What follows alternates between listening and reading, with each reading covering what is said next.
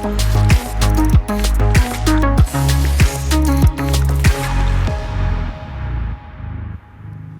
to the Block Time podcast produced by Riot Platforms, where we explore topics related to Bitcoin, Bitcoin mining, and energy. Today, we've got a very special guest, Dylan LeClair. Dylan, welcome. Thanks, Pierre. I'm excited to chat. Yeah, absolutely. I mean, I love your tweets.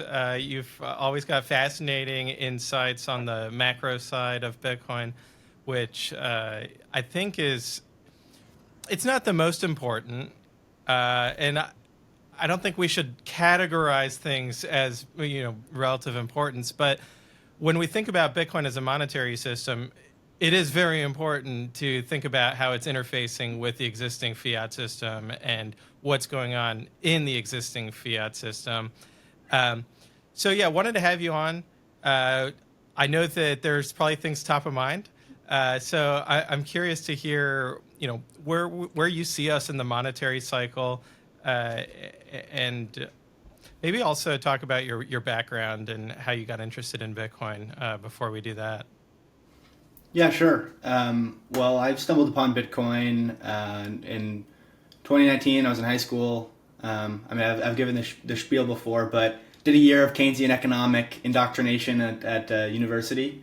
Had my fun, but I was learning more just reading on the internet because I was curious. If I didn't know what something meant on a podcast or one of the world foremost macroeconomic experts put out a tweet and I didn't understand what it meant, I would look up the definition, and that was kind of my learning style versus textbook style assignment, like whatever the kind of the college curriculum is, very very much like a rigid system. And then COVID comes in that freshman year, and so I was fully remote, was ignoring everything, was already kind of peering down the Bitcoin rabbit hole, but went full tilt down it. And felt like fast forward to 2021, was lucky enough to kind of get a part-time role with Bitcoin Magazine, and in the past few years have spent across various roles, have been full-time Bitcoin, looking at the market, doing a lot of market research with Bitcoin Magazine Pro for a while,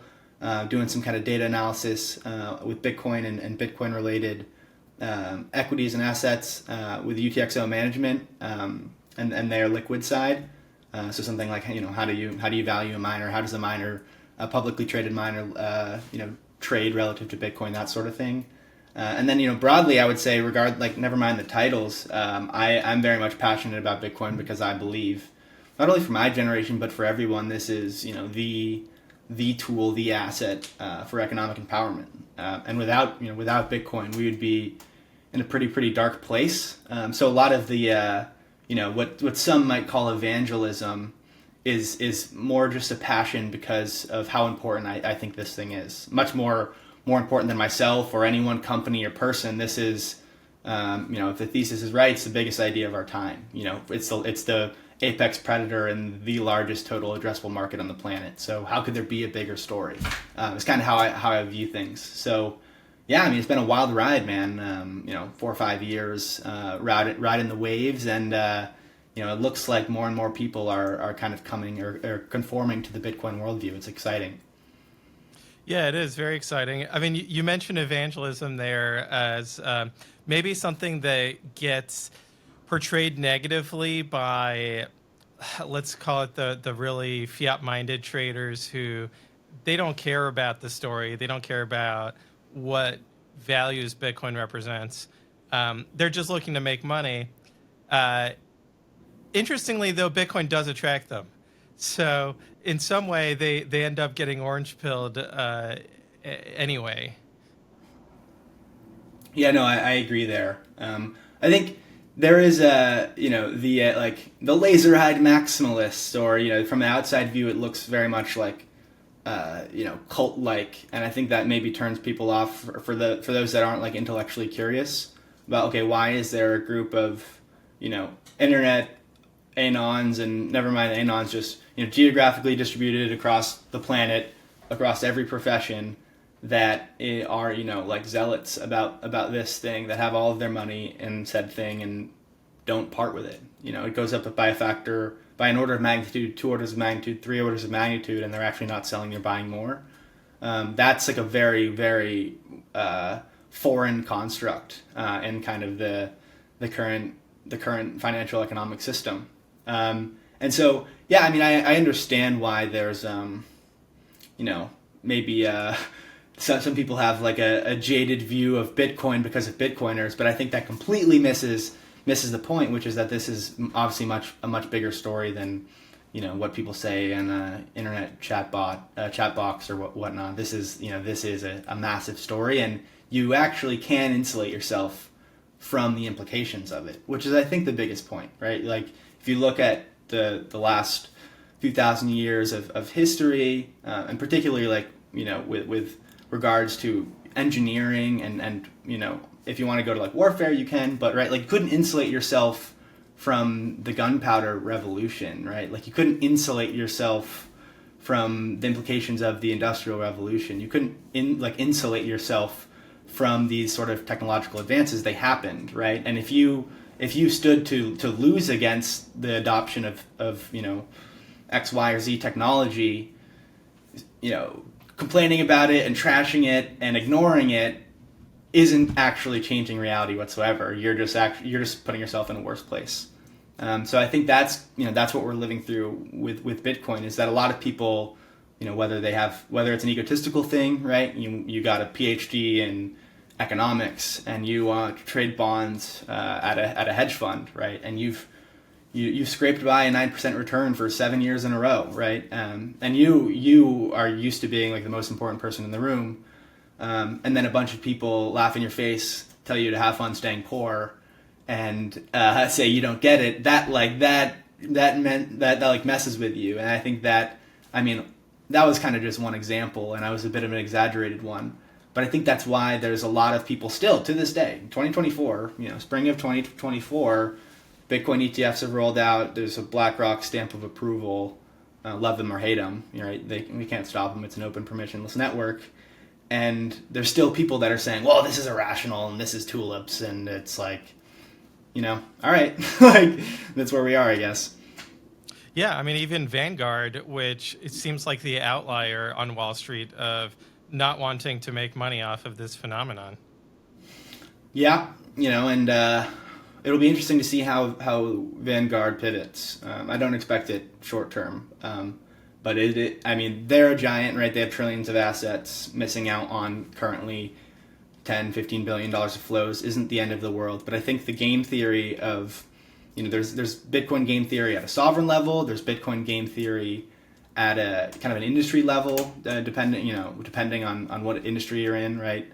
Whether you're talking about like a financial services company. And so the fact that BlackRock is embracing this and has, 50 days straight of inflows and has broken every ETF record on the planet, reflects well on BlackRock, and it reflects well on, like their client base, who they told, hey, buy this thing, and it's, 20% or 15-20% above its volume weighted price currently, right? So every client that bought Bitcoin, then maybe they're not a zealot, maybe they're not a laser-eyed maximalist, they're just someone that looked at the basic math and said, hey, I mean, this thing, yeah, it's volatile, of course it is, but in risk-adjusted terms across any meaningful time frame, it's the best risk-adjusted return asset class, right? So you'd be dumb to not put a small amount in your portfolio. So that's what I think it is, right? It's like Larry Fink isn't some Bitcoin maximalist. He just obviously has clients that were knocking down his door saying, hey, we want this thing. And so he said, hey, we'll issue a product and make some fees on it. And that's just the incentives of it, right? So, I mean, we see that across the spectrum. We're seeing that at, a corporate level, very, very small adoption still. We're seeing that at a nation state level, right? Where like the Bukelles of the world are saying, hey, we're going to buy Bitcoin. We're going to buy 1 Bitcoin a day, right? Which is for a nation state tiny. But they're also saying, hey, we're going to remove taxes on currency swaps. We're gonna attract capital to come here and build businesses, right? And so this is like, we're still very, very early stage in this, still I would say experiment, right? But I think the game theory at play, which a lot of people don't even recognize they're playing a game, is already set in motion. And so it's going to be a fascinating, decade ahead to see how this all plays out. Yeah, it's been interesting to see Larry Fink put out some laser-eyed talking points of, hey, this is digital gold for your portfolio, which is not what I was expecting from him. I thought maybe he'd be more like aligned with Gensler of, hey, we have this product, but we don't recommend it. It's only for people who are speculators. Yeah, I mean, and you also I like to think about. I think it's an interesting dynamic with the finance industry, and you see this. I mean, this is kind of how you often see bubbles arise. Like in the late 1990s, right? The tech investors smoked everyone on the planet, right? So if you didn't have a tech exposure and your competitor, your industry, your buddy was getting rich, right? You were underperforming. You were underperforming the market if you didn't have tech exposure, and there was kind of this feeling of FOMO, right? And everyone that's ever bought Bitcoin and has watched the price rip as they had cash, or just is already all in Bitcoin and just wants more, right? You feel that FOMO. But now there's FOMO that maybe isn't pressing just yet, but there is the potential for this kind of massive chase, right? Where most everyone that's allocating to these ETFs, right? Like from what we hear from what some of the ETFs issuers like Bitwise say, the big wirehouses, some of the larger, pretty massive pools of capital still haven't given this a green light, right? So they're still figuring out and making, kind of cutting the red tape on some of these products, despite them rolling out and being issued on the NASDAQ, like IBIT is. So I think it's just a few hedge fund speculators, a few family office types, and some of the kind of the retirement accounts that are getting this Bitcoin exposure, right? And still there's a vast, massive pool of capital, right? Like $50-100 trillion of capital that's sitting on zero exposure or, a minuscule exposure. So getting off zero and getting to 1% is just a massive amount of flows. And anyone that has a larger percent allocation, right? Like if you have a 5% allocation and it doubles, well, the competitor that you're competing with, if they have zero, right, they need to catch up, right? Because how could you? 15 years you dismissed Bitcoin. That's fine. That's excusable. You couldn't access it. GBTC was a tough product, right? You didn't want to download a sketchy app on Coinbase, right? You couldn't if you were an institutional investor. Okay, fine, right? The ETFs launch, the biggest asset issuer in the world, BlackRock, stamps the approval and says, hey, we're launching this, and starts shilling it. And you still didn't buy it because of ego or because of, you thought it was tulips, right? So I think that's where this, has potential to get very, very interesting in the coming quarters too. We also see the FASB accounting rule change, which is going to be massive, right? Because, not everybody has the super majority of voting shares like Saylor did to kind of take a company on a Bitcoin standard. Not that I expect a full, all the S&P 500 companies to be fully hyper Bitcoinized shortly, but a lot, it's everybody sitting on massive amounts of cash, or at least the profitable companies are, and the meta of the past decade has been lever up, buy back your stock, decapitalize your treasury, reduce outstanding shares, and try to pump the shares to get your stock options, right? And Saylor flipped it on its head and said, no, we're not gonna lever up and buy back shares and purposefully cripple our balance sheet. We're going to issue long-dated fiat liabilities at basically zero interest rate, and we're going to buy Bitcoin. We're going to sell shares, right, which is dilutive, and buy Bitcoin, right? And MicroStrategy shares have 10x'd since August of 2020. So I think it's an impossible story to ignore. And the copycats on every level, smaller sovereign nations, the kind of the insurance portfolios, the massive endowments, and also the corporates, right? Whether you're a public company or a private company, if you aren't studying what's being done with MicroStrategy, then, even if you don't implement it at full scale, but if you don't understand the strategy at play, if you don't understand why the 2020 convertible notes that were issued at 0% are up 400%, if you don't know why that is, then it's gonna be a long decade. So I think it's a really, really interesting time, and there's so many positive catalysts ahead. Yeah, and this issuance of ETFs, I think, also has helped debunk another talking point, which is that in the past, Bitcoin's price has gone up because you can't short it, right? And so they say, oh, it's a one-sided market. It only reflects the buyers. Um, I don't think that's necessarily been true, but now that there's CME futures and spot ETF and equities that you can go short, there's no limit to, well, I hope there are limits to how much people can short this. Do you think that's going to cause problems of people getting liquidated because they don't quite understand what they are shorting? Yeah, I mean, I think it'll go both ways. I encourage I don't encourage people that I care about to short Bitcoin, but lay it on. Short MicroStrategy, short IBIT, short the futures ETF, short futures, right? I mean, especially if you think about it, dollar collateralized Bitcoin shorts. I mean, so if you are 1x, if you have $67,000 and you short Bitcoin, one Bitcoin, you can get liquidated on that, right? At least if you have Bitcoin collateral for your short, you can't get liquidated. With dollar collateral, right, it's like the inverse of BTC collateralized longs, for instance. So if I borrow dollars and buy Bitcoin, right, I'm levered long Bitcoin, or and you can do this in the futures market, right? And you borrow money, you buy Bitcoin, you have a levered Bitcoin long, and there's convexity.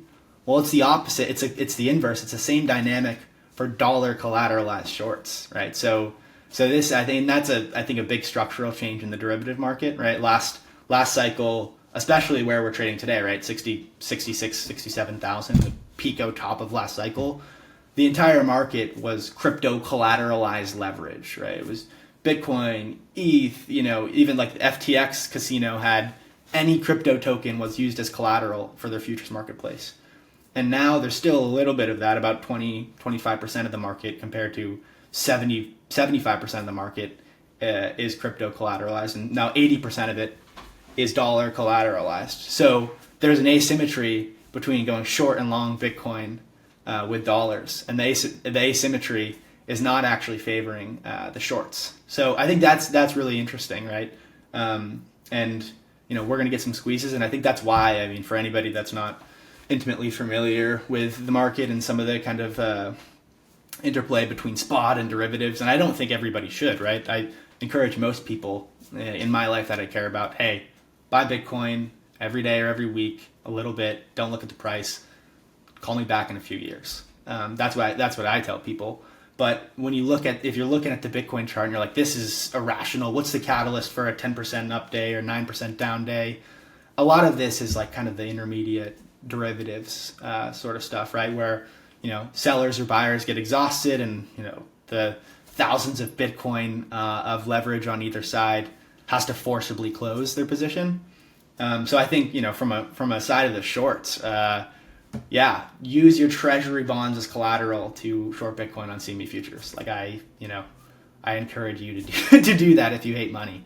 But it's not something that I'm actually too worried about because I think the ability to settle in spot instantaneously or almost instantaneously is the reason that Bitcoin is more prone or more resistant to the gold attack vector of paper gold, right? The fact that there's proof, right? JP Morgan has paid massive fines for gold market suppression and manipulation, right? Because you can't deliver gold instantaneously, right? So we settle with a signature. We settle with a digital ledger of CME futures. With Bitcoin, right? Like if I get margin called, I have to settle with Bitcoin, or I have to settle with my dollar collateral, and it's instantaneous. So I think that's the difference here. But yeah, I mean, I'm not worried about the shorts whatsoever. I actually hope more people pile in on the short side. We could have some fun. Yeah, absolutely. And hopefully fewer people going leverage long so that we're not overextending on the upside. But putting that aside, where do you think that we are in the Bitcoin cycle? Do you think that the halvings still matter? So I missed the, you broke up for a split second there. I heard the Bitcoin cycle and the halving still matter. Anything else I missed in the question there? That was basically the question. So, I mean, to be honest, I think, and this is a bit of a paradox, and I say this full transparency. I say this as someone, I vividly remember right near around my 18th birthday, the stock to flow model comes out. I'm on Twitter anonymously, just scrolling and learning, and I'm a math statistics guy, and I'm not paying attention to whatever class I'm in high school, and I look at this stock to flow model thing, and I don't really understand much about Bitcoin at this point. And having to understand this, I'm like, wow, this is a log scale. It's linear regression up and to the right. Okay, what's the halving? What's the difficulty adjustment? And I learned all the mechanics from that, and kind of being like, oh wow, this is like kind of a quantitative tightening. This is programmatic scarcity. So the stock to flow model kind of helped me internalize what the Bitcoin system was. But I never thought it was gospel. And I think more so at this point, and again, this is sort of a paradox. I think it's more of a demand-driven event than a supply-driven event at this point. I think we have this global advertisement of, hey, this thing it's not a Fed chair, it's not a dot plot, it's not 12, old white dudes in a room, in a boardroom deciding monetary policy for the world. This is programmatic, this is quantitative, this was hard-coded in 2008, and you can't do anything to stop it. And I think that's a massive signal to the global market and every subsequent halving. Last halving, May 11th, 2020, right? I just remember it was kind of like just the Bitcoin, the Bitcoin nerds and the Bitcoin evangelists that were celebrating, right? And it was at the same time that the Fed was coming out with unlimited quantitative easing. And there was such a clear dichotomy between the two systems. And I think this time around, we have a similar dynamic, right? Stock market all-time highs. Yesterday, the Fed chair essentially, and Fed speak came out and said, okay, well, the inflation fight is done. It doesn't matter if it's kind of reaccelerating. We're going to cut later in the year. Basically, again, Fed speak for like, okay, we're just going to let this puppy rip. In terms of financial conditions are not tight, even despite 5% rates, right? We're seeing just kind of a return of speculative fervor and the economy running pretty hot because of just the massive fiscal spending. So the dichotomy between kind of the Fed tea leaves and global, I think we're at the start of kind of a global rate cut cycle. We saw the Swiss central bank, Swiss National Bank just today cut rates. And so the dichotomy between that and the Bitcoin halving is going to be extremely clear. And this time it's even bigger in kind of the mainstream news cycle, right? So BlackRock research decks, right, going out to clients with hundreds of billions, trillions of dollars sloshing around saying, look, this is the Bitcoin halving. This is the last 3 times it's happened. This is what followed, right? Correlation, causation, who knows, but just be aware this is what happened. So I think like the reduction from, 900 BTC a day, right? Like 50, $60 million of issuance to 30 million and change of Bitcoin issuance. I don't think that matters much when there's billions of dollars sloshing around in the ETFs and just UTX. Like if you just look at the on-chain data itself, there's billions and billions of dollars of UTXOs changing hands every day. So I don't think that the minor issuance really matters. I think more so it's this global advertisement of, look, no one can change this, no one can stop this. This is hard coded in, and every subsequent halving kind of reinforces the reality of absolute scarcity. So I think the halving matters, but I don't think it's because it's a supply-driven squeeze that's going to send Bitcoin to the moon. I think it's more so like an advert of like, hey, we can't change this thing, and that's why it's important. Yeah, and on that, why do you think that central banks are cutting rates already? I mean, if anything, they should be going up still?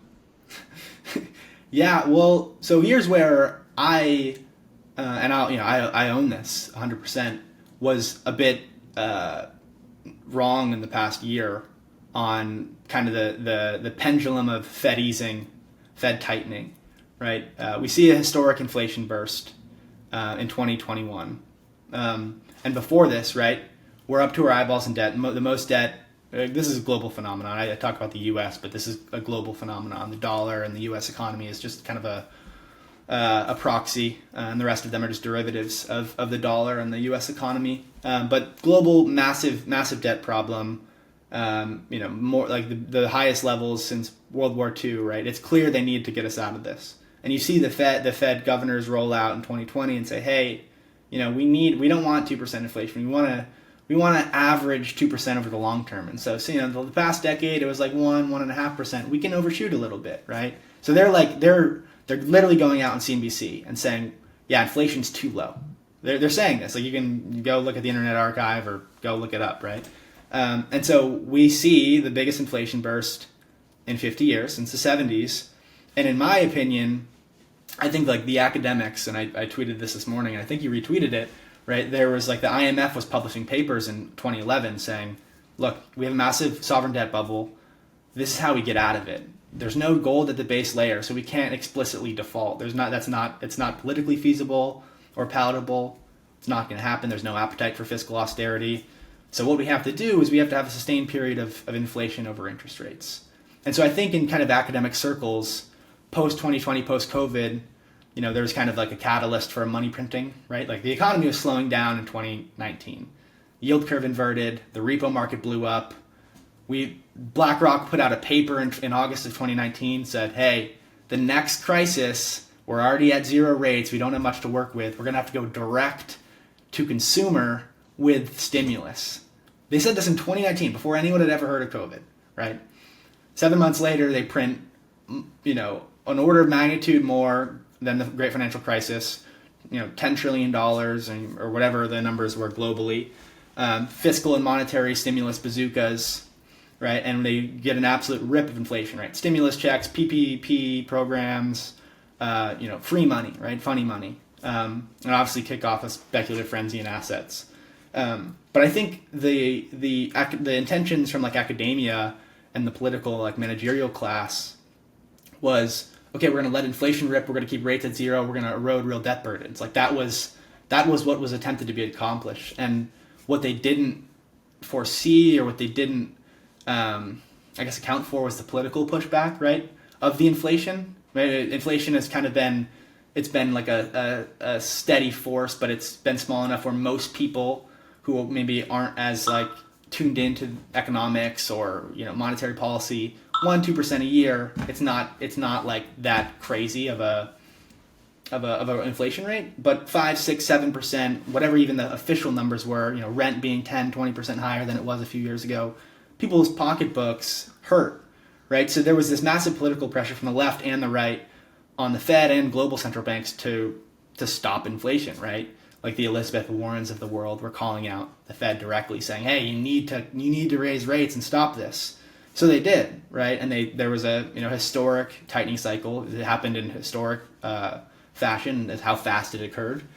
And I kind of suspected that they would let it go a little too far, and they would tighten the belt so much that we would actually see it crack. We'd see some form of credit contraction. We'd see some sort of crises, and I guess we sort of got one with the bank collapses, right? Silicon Valley Bank, Signature Bank, Silvergate. Sorry, here I'm going to mute. I'm going to mute some of this stuff here. But what? So, right? They set out before all of this. They said, "Hey, we need a bunch of inflation. We're going to let this rip. We're going to keep interest rates low." They did that. There was massive political pushback. Then, for the first, we've had positive short-term rates, right? Whether you want to look at the trailing inflation rate or the kind of the forward expected inflation rate. The last year or so, with interest rates at 5 and inflation, quote unquote, at 3 and change, we had positive real yields. And again, that's if you take the government's stats at face value. And with that, I sort of suspected that, hey, maybe we would see some form of cracking here, and I was wrong for one key reason. It was that we ran the Biden administration, and I'm not a red team blue team guy. I'm not like my team's good, your team's bad. But the Biden administration is running fiscal deficits at a rate that the U.S. has never seen outside of wartime. So the Fed's tightening. There's all this excess money in the reverse repo market. They're rolling off the balance sheet. But in the meantime, the Biden administration is issuing trillions and trillions and trillions of dollars of debt, right? Compounding this debt at like 6-7% a year, with interest expenses, right, because of the short-term debt at historic levels, right? Interest is for the first time in U.S. history above our defense spending. So this is a real problem, and I think there's still, despite the historic inflation spike, the most interesting thing of all this, right, is they set out this goal: we're going to let inflation rip, we're going to erode the debt. Despite the historic inflation burst, despite prices being 30% higher than they were in 2019, 2020, debt to GDP hasn't lowered at all. So now they're in this position where they already did the rate cuts or the rate hikes. Maybe they could get another 25 bips so they can push out the rate cuts, but there's really no room for any more fiscal austerity, right? The interest expense is already unbearable, and we know, left and right, there is actually no appetite for fiscal austerity. If there was, this would be a different story, right? Because once every so often, dollars or fiat currency can actually store your value a little bit well, and that's when there's a contraction of credit. That's when the units in the system are actually decreasing, not increasing. And from what we've seen, that's not allowed. And so Powell comes out yesterday, inflation's ticking up, oil, gasoline, some of the commodities are re-accelerating, right? Like inflation hasn't come down. You see a lot of the regime tweet out, hey, inflation's down. No, the rate of change has decelerated, right? There has been no fall in prices. The rate of change is simply decelerated. And so we see a re-acceleration in the rate of change, and despite all that, the Fed says, hey, well, we're still going to cut at the end of the year. And from the monetarists, the Fed tea leaf readers have basically concluded that means that this means up only, and anybody that doesn't have assets gets hurt. So yeah, I mean, why wouldn't they hike rates? Well, if they actually cared about preserving the system, they would. But they have to print. They have to let this rip. They have to let inflation rip because they need to devalue out of these debt burdens. At 120%, this is default territory for every sovereign that's ever existed. It's just a matter of what the default looks like. And I think a lot of people don't actually understand what a fiat currency default looks like. Yeah, and the part of this that really makes me scratch my head is the cost of living adjustments that are part of the spending. Like, for example, Social Security. Your benefits will go up to try to track inflation, the official inflation, which adds to the deficit and adds to the inflation. And so it seems like they never really get ahead of the problem of getting the debt down. On top of that, $1 trillion in interest expense, I think, annually, which is going to continue to increase as they roll the debt onto higher interest rate instruments. But so their plan is to inflate out of this, but it seems like if everything's inflating at the same time, then as you mentioned, the national debt is increasing faster than inflation. So they never really inflated away. The interesting thing is, if you look at what the Congressional Budget Office puts out for projections, and you would suspect, right, like the government projections for productivity or inflation or whatever statistic, generally, I guess it depends how much faith you have in government bureaucracy, but generally you would expect that it would be somewhat of an optimistic or real, I would say optimistic projection, right? And when you look at what the Congressional Budget Office puts out, this was early I think it was late 22, early 23. So this is before long end yields and this tightening cycle took off. So this is before interest rates rose as dramatically as they did, the worst bond bear market in modern financial history. They projected debt to GDP to go up and to the right to like 200% by 2050. Right, so they're saying debt relative to our productivity before the interest expense shock is going up only, right? Which means by definition that the interest expense is also going up only, and the deficits that we're going to run is also going to continue to widen, right? So this is like, if this was an individual, if this was a corporation, like this is what a bankruptcy looks like, this is what an insolvency looks like, but they have a money printer. So, this is, I think, unfortunately, there's a lot of second and third order effects that aren't positive from this, right? A growing wealth gap, wealth disparity, socioeconomic strife, like red team versus blue team dominates the discussion, but it's actually much deeper.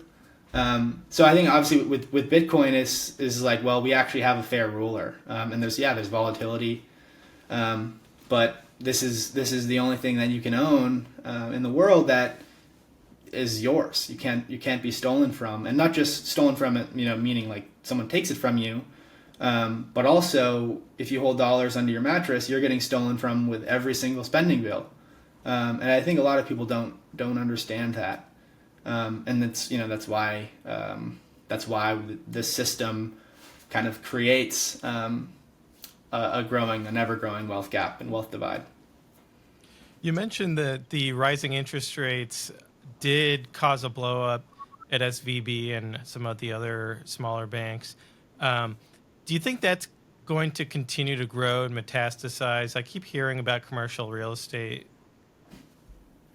Yeah, I mean, I'm no commercial real estate analyst, but I think it's quite obvious that with COVID, there was this shift, this digitization of the economy was already happening. I mean, there was already remote workers before COVID, but the sheer size of the workforce and the people like me that were a student at the time, and all of my boomer teachers that had never had a Zoom call in their life, that immediately just boom, fully remote. I think that was, while we've seen we've seen a bit of the return to the office and whatnot, I think that was like a 0 to 1 moment for the world where like, oh wow, a lot of this stuff that we were doing in person can be equally productive or done just as easily and much more efficiently remotely, right? So there's obviously a value to in-person connection and collaboration, but for a commercial real estate market that obviously was up only for a while, riding on the tails of 40 years of lower interest rates, and climbing valuations and more leverage. I don't think I would not own commercial real estate with a 10-foot pole. And I think they're seeing a lot of what a lot of people thought the valuations were for some of this stuff, right? Kind of the secret sauce of like these real estate funds or PE firms, right, is like, well, we just market to market, right? We market to market when it makes new highs. But when you actually try to get liquidity out of these things, they're seeing massive losses. And so, a Fed, would a bailout implicitly or explicitly of the commercial real estate market in some form catch me by surprise? Absolutely not. I mean, we've seen this every single debt cycle. There's a new form of credit monetization. We had TARP in the Great Financial Crisis, and then the Fed's buying corporate bonds in 2020, right? And when the Silicon Valley Bank and Signature in particular collapsed, right? They had a commercial real estate portfolio that was just all the toxic sludge was bought up by the government. I believe the FDIC, right, where JP Morgan just took all the good assets. So, I mean, I wouldn't be surprised whatsoever to see some form of kind of implicit bailout for the commercial real estate sector. And when I say implicit, what I mean is, it's not. I think they have done an increasingly good job of kind of obfuscating what's happening, with the bailouts, right? For instance, during the banking crisis last March, they came out with the Bank Term Funding Program, right? Which was, any bank could come, because all of these banks were underwater on their long duration treasury portfolio, right? You buy a 30-year bond at 1% and it goes to 5%. Well, you have a 30-40% mark-to-market loss. But the great thing about banks is if you just put it in the hold to maturity category, you don't have to market to market, except when there's a bank run. So the Fed said, hey, well, we have this shiny new facility.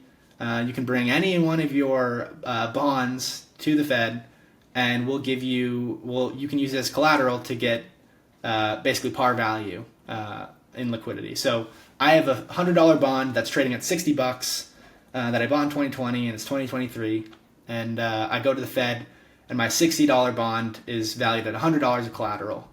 And so again, like the people that aren't, and I don't fault the average Joe American for not understanding what this is, or not, frankly, not caring about the BTFP Fed facility, right?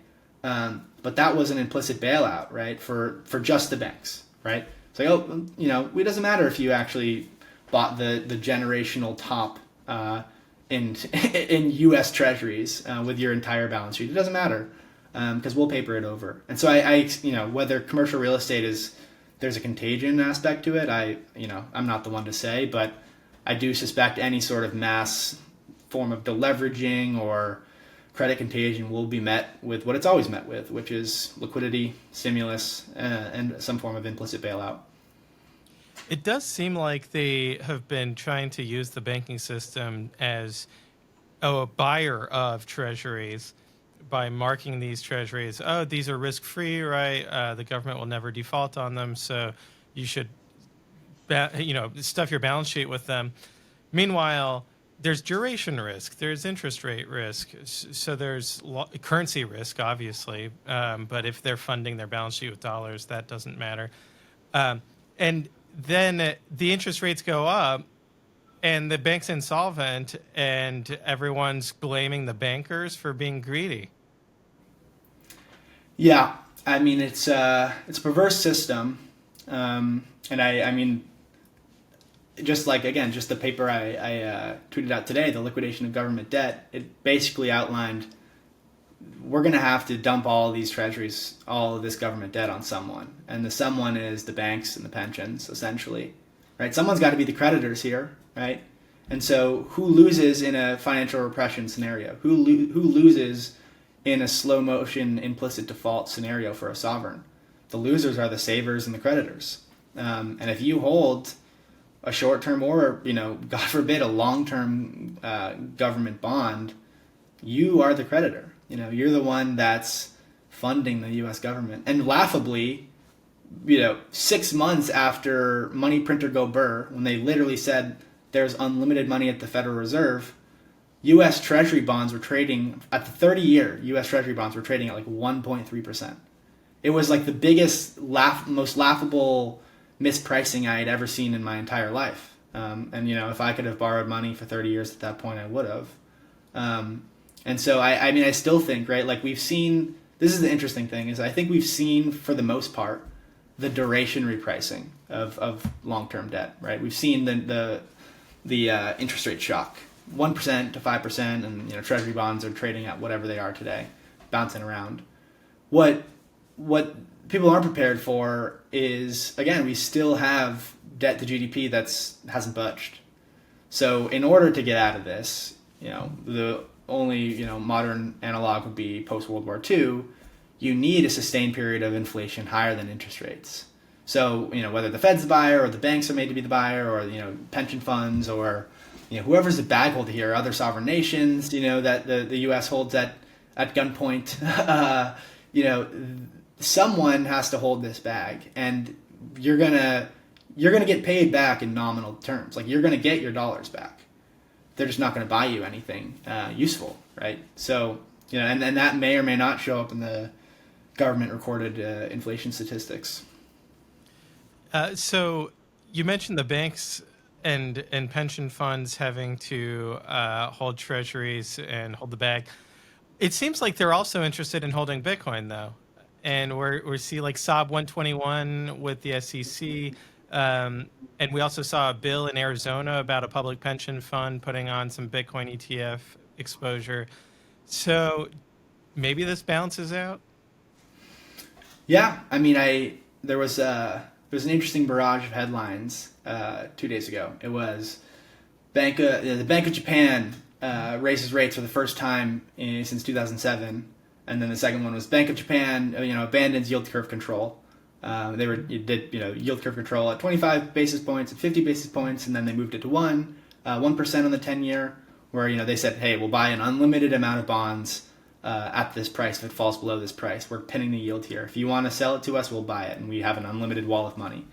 So they did that for a while, and they abandoned those two things. And the same day, there was a headline, and the Forbes headline was a little, I wouldn't say hyperbolic, but it was optimistic, right? It was biggest pension fund in Japan explores Bitcoin investment. And they posted the PDF on their site, of which they quickly deleted after it went viral, but the Internet Archive didn't forget. And it basically said, like, we're going to explore, due to funding gaps and just due to the state of global risk and bond yields, we're going to explore liquid assets. And they named some private equity, they named Bitcoin, they named gold, and they named a couple other things. And among, like, Bitcoin was this little kind of, they mentioned it once, right?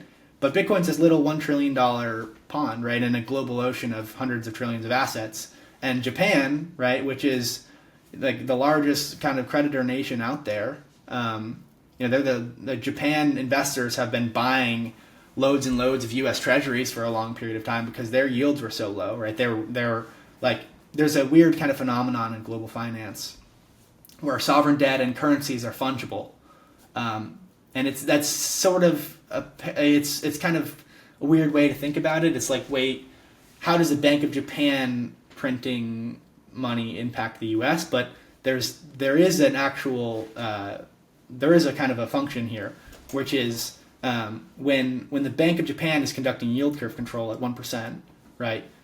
That means that those on a yen dollar hedged basis, right? Because there's FX hedges, U.S. Treasury bonds become more and more attractive. So there was this big carry trade out there for so long where everyone borrowed in yen and they'd invest in other dollar assets. I think that's still at play, right? But like from an FX hedged basis, like sovereign debt is fungible, right? You can hedge out the currency risk, and I guess you can hedge out the default risk too. The sovereigns aren't going to default in the currency they can print. But those two headlines, right? They stop yield curve control. We see kind of an inflation burst. They raise rates up a pitful amount for the first time since 15, 16 years. And also their biggest government pension fund says, hey, maybe we should explore Bitcoin, gold, and some of the liquid assets here. And again, like, you don't have to be a zealot. You don't have to be a laser-eyed Bitcoiner to simply, like, look at a plot of Sharpe ratios across a period of time and say, hey, maybe we shouldn't have zero Bitcoin. And it'll be interesting because, right, the market cap's $1 trillion and change, like 1.3, 1.4 trillion, but the actual liquidity of the assets, and this is a good thing, right? The illiquidity cuts both ways, but try putting $10 billion of work into the Bitcoin market right now. It's going to be tough, right? You're going to have to really send this price. And so I think that was the bull cases for the ETFs. Is like, look, they're plugged into the money spigot on Wall Street, and we have a historic supply constraint here. We saw this all in 2023. We can see it with the on-chain data. That's the beauty of the Bitcoin UTXO set. There's not enough coins to go around. There's a Bitcoin shortage, which is kind of a joke, but serious in the same time. So all of these funds, all of these pension funds, they've underperformed. They're underallocated. They have to, there's a performance gap. They need to catch up. And some of these pensions, like CalPERS, are saying, hey, we'll just chuck on some leverage and fund private equity. And I think an increasing amount of these savvy pensions, and there's obviously a bunch of checks and balances and boards and approvals and whatnot. But increasingly, it's going to be a no-brainer to not have zero Bitcoin exposure, and most of them still have zero Bitcoin. So yeah, treasury bonds are garbage, and I think increasingly people will realize, well, shoot, I need to actually, never mind if I like Bitcoin or not, I need to hedge Bitcoin success, right? Because what if this thing, assign a probability distribution, Bitcoin's zero, Bitcoin is global money, right? And you can think whatever you want about the likelihood of either of those scenarios, if it's binary, or somewhere in the middle of that spectrum. But I would say it's not a 0% chance that Bitcoin is global money. And also, anywhere in between that, from it being zero to it being global money has a probability as well. So if you're a money manager over a long time frame with long dated fiat liabilities like a pension, right? Like they owe dollars, or if you're in Japan, they owe yen over the next 15, 20, 30 years, right? Like Bitcoin is this thing that's like screaming at you. And even though it's pretty small and illiquid now, this is, I think, the biggest story of the decade, and it's the biggest story for the last one too. So it's impossible to ignore. And with the ETFs, do you think that they're finally going to be able to do in kind rather than just cash settled? And would that result in a lot more interesting on-chain activity? Yeah, that's interesting. I mean, the mechanics of it, I think the cash settle just add kind of one more step in the loop. I think I'm still following kind of the on-chain flows regardless, and there's coins moving in and out of these Coinbase institutional addresses, and I think the proof of reserves have a lot of work too. I mean, it's great that like Bitwise, for instance, said, "Hey, here's our address." I think there's much more we can do with kind of verifying, the transparency of the network. We can, like whatever kind of a asset liability kind of reserve attestation looks like. We can see the asset, how much, what are the claims, like just kind of Wall Street's still grappling with how to actually, handle this thing. Like the radical transparency of it is a new thing. So I mean, the in kind versus the cash settled, I think in kind would be preferable, but I think on a net basis it doesn't really matter that much, but it would be good to see for sure. Yeah, and another question I've heard a lot is around valuation. They'll say, "Hey, look, I can do a valuation of a business based on its future cash flows. Bitcoin doesn't have any cash flows. What am I supposed to base my valuation on? Is 60,000 expensive? It was 17,000 not so long ago." What? How do you react to that? Yeah, I mean, the cash flows trope is always a funny one. I love the and sometimes this is not meant for like a side discussion, but more so for like, hey, like here's a deck, or like here's like a dashboard for you to look at and really internalize. But I think one of the most pure forms of like a Bitcoin valuation you can have. Never mind like look, there's 500 trillion of assets, and or 300 trillion of bonds, or gold's 10, 15 trillion. Like we can do that, right, and assign Bitcoin a slice of those things, and I think that's fine, right? But that's kind of like a hypothetical. I think one of the most interesting things is kind of having like a fair valuation of Bitcoin inherent to its own system. So it's like, well, okay, think it's tulips or speculative nothingness all you want, right? But we have a transparent ledger. We have 15 years of, or 14 years of pricing data.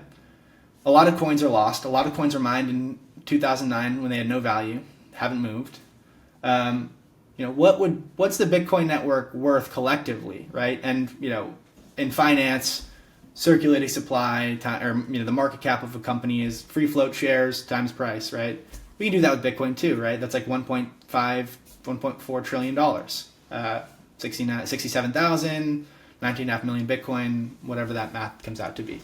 But more interestingly is the realized price, or the realized market cap, right? Where we take each UTXO, we take each Bitcoin, and we value it at the price it last moved. And I post about it a lot, and probably redundantly so to people that are intimately familiar with some of this stuff. But the fair value metric of like, this is what the network as a whole on average, or for the realized cap would be in aggregate, has paid, right? And right now that's at 530 billion, right? Or like $26,000 per Bitcoin. And every bull cycle we see Bitcoin's exchange rate trade several multiples above that fair value metric. And every bear market we see, and who knows, in the future if this continues to occur, but every bear market washout, every capitulation phase, in 2022, in 2018-19, and 2014, 2015, we saw Bitcoin trade below that fair value price, right? It was like, on average, every dollar that's been put into the network, every coin that's moved at a certain price, on average is underwater, right? And so I think that's very much interesting kind of like an inherent or like Bitcoin native valuation metric is like how much is the average user paid for this thing. And if you look at like the most interesting thing about this is never mind if Bitcoin's overvalued or not, but if you strip away the market cap, if you strip away the exchange rate, and you just look at the value of all Bitcoin at the price they've last moved on a log scale, it's up only with like no volatility in just a lockstep fashion. And it's like there's minimal volatility in the downside, and it just keeps chugging upwards, an order of magnitude or so every few years with barely a drawdown. So regardless of if you think, what your thesis is on Bitcoin or how bullish or bearish you are on it, if you looked at that and said like, look, this is a new form of value, monetizing from scratch, and you weren't fascinated by it, right? Like I think you should reconsider, right? So that's, I think, the on-chain data and the fact that Bitcoin is so radically transparent is still relatively obscure. It's not known. I haven't seen any of the Wall Street people or firms or research shops post about Bitcoin's realized cap, and I could be wrong there, but it's still kind of a obscure metric. But I think there's so many cool things we can do with Bitcoin's UTXO set. It's because it's this transparent ledger immutably. Yeah, during the financial crisis, they would always talk about how, we don't know what the assets are worth or where they are, so we can't buy Lehman or whatever. And so that lack of transparency is highly problematic in the fiat system. It's not inherent to it. They could actually have as good of a ledger as Bitcoin does if they somehow trusted each other, which I guess that's the hang up. But the other part of it, too, is that they accuse Bitcoin of lacking transparency. So there's an interesting dichotomy there where I guess we'll have to disagree with folks like Jamie Dimon who say, new Bitcoin could just come out of nowhere at any moment. When Satoshi comes back, you'll see his face pop up on the software. And that's where it's like, okay, is this where the education is in 2000? I think that was in 23 when he said that. Yep, and the best part about being in the Bitcoin space is you see a lot of these same. It's really this kind of the same arguments regurgitated over and over again. I was pretty shocked to find out or discover that many of the talking points against Bitcoin and for Bitcoin, all of the arguments or maybe potential flaws or holes in the thesis were vetted out on a Bitcoin talk forum in 2010.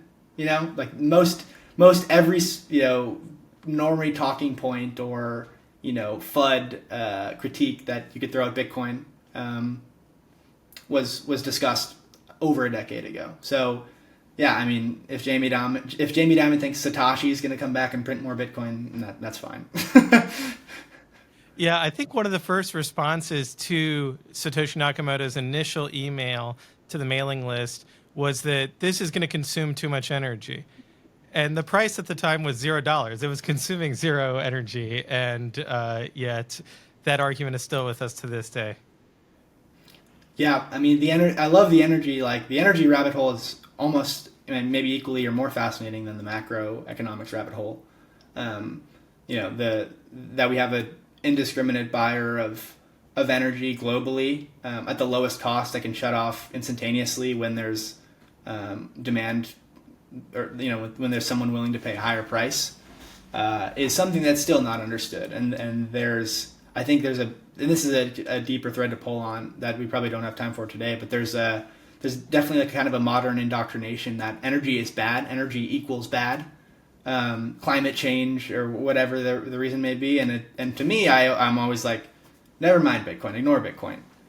Human flourishing is a direct result. It's a derivative of our ability to harness and channel energy, right? Like it's the Industrial Revolution. Does that use too much energy, right? Like it's a completely nonsensical argument that we're going to take Bitcoin's hash rate because it's completely transparent, and then we're going to assign some inputs, right? We're going to assume some variables like energy cost and efficiency of ASICs or whatever, and then we're going to say Bitcoin uses as much energy as insert third world country or whatever, and in someone's head that reads that, they go, oh my gosh, Bitcoin uses as much energy as Sweden or whatever the country is. And it's like, yeah, but it's not like it where, the poor people of Sweden got thrown out of their houses and they, can't turn the lights on because of Bitcoin miners. It's, Bitcoin miners are buying energy that no one else wants. And when people want the energy, they stop mining. Right? So like, this is, the grid story, the stabilizing the load is extremely misunderstood, and it's a massive deal. And also just, never mind like developed grids, the fact that we have something that can, monetize excess flared methane is also a pretty massive story. The fact that we can like build civilization around remote energy sources like a running river is massive, and no one besides like still a niche group of internet nerds seems excited about it. So that's where I still think like, okay, yeah, I've been bullish on Bitcoin. I've had these convictions. I thought I was maybe a little late 4 or 5 years ago, and 2024 surely it couldn't be early. It couldn't be early in this adoption curve, right? Bitcoin's over $1 trillion. How could it possibly be still early in this adoption cycle? And when I see some of the richest or smartest people, most respected people on the planet that have absolutely terrible talking points about this thing, or just severe misconceptions about it, while being like completely sure of their opinion, I remind myself like, okay, wait, it is still early. It is still early in all of this, and it's going to be the education process is obviously ongoing.